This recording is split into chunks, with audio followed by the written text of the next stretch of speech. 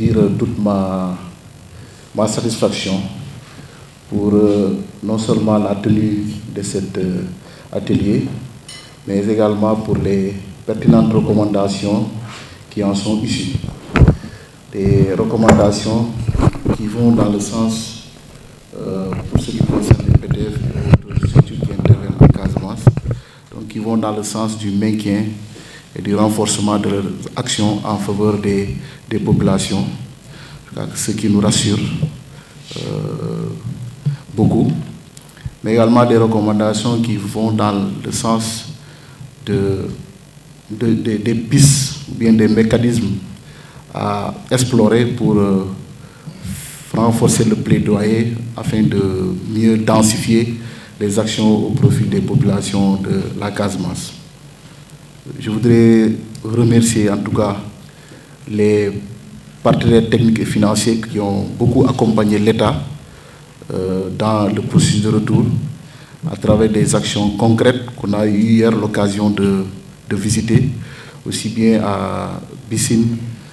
qu'à Bazéré. Et dire également qu'effectivement,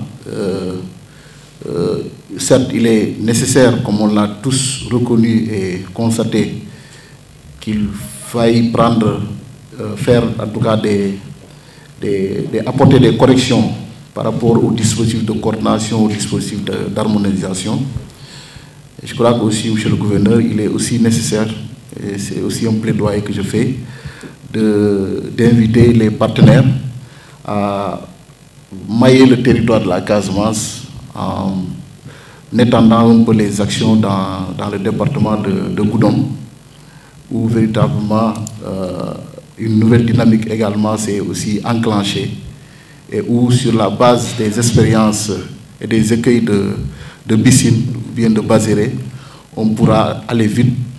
tout en évitant ce qui s'est passé.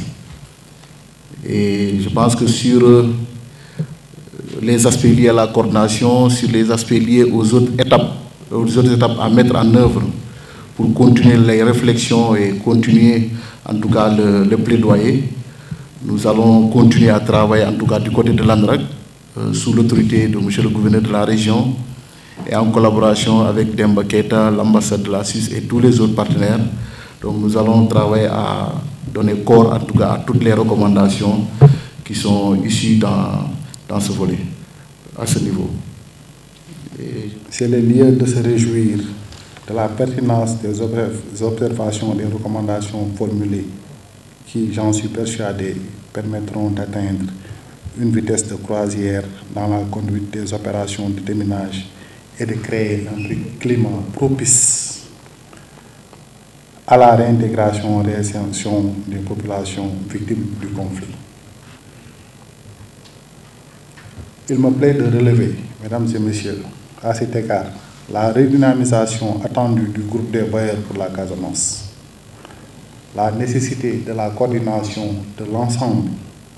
des interventions afin d'assurer la complémentarité entre les acteurs, la bonne articulation des actions pour une plus grande efficacité. Pour notre part, le Centre national d'action anti-mine du Sénégal est convaincu de la détermination de taille de l'État du Sénégal à accompagner les actions déjà entreprises par les PDF pour l'éradication de la menace des engins explosifs de son sol. Cela permettra non seulement de rétablir la sécurité humaine dans la région naturelle de Casamance, mais également de respecter les engagements de notre pays vis-à-vis de la Convention d'Ottawa. Je voudrais enfin, au nom du ministre des Affaires étrangères et des Sénégalais de l'extérieur, Son Excellence Mme Aïssata Tall Sall, vous assurer de la volonté du CNAMS à travailler avec l'ensemble des acteurs engagés dans la reconstruction de la Casamance